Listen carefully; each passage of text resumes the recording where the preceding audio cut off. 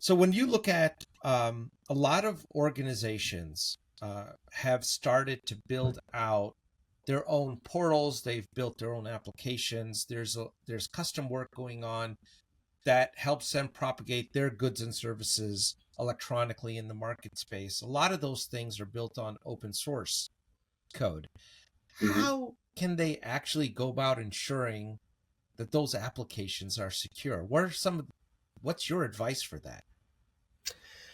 Um, yeah, it's tough, right? Because if you think about it, you could have anybody contributing to these projects. The projects themselves try and do a good job of utilizing maybe the internal security practices that places like GitHub have. And then also using kind of the community review of the source code that's contributed. So they try and do it that way. Um, but I think a couple of pieces of advice that I always give um, is obviously number one, ensure that you're keeping it updated. And that may sound simple, but over and over again, we see somebody install something and then never go back to look to see that if there are any updates, and everything. Um, if you're running an open source project that is hopefully maintained, which is another Yeah. point, right? Make sure that you're using something that is maintained regularly, not just, you look at the last update and it's like from a year ago. Yeah.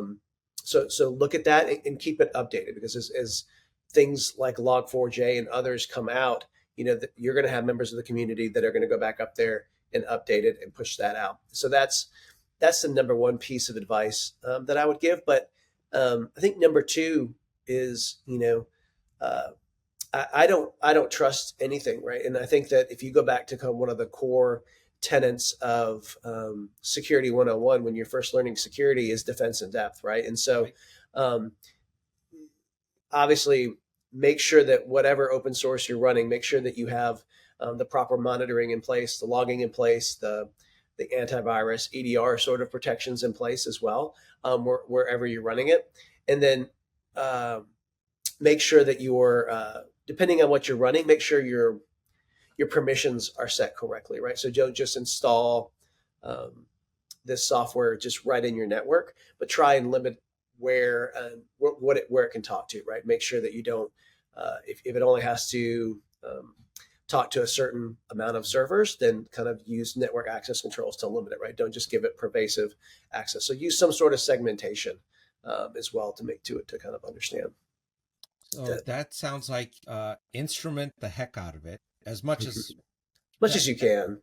as much as you really can, because I heard you say, EDR. Some of these tools may not be available to the small business crowd, but still, they need to figure out ways of logging, of instrumenting.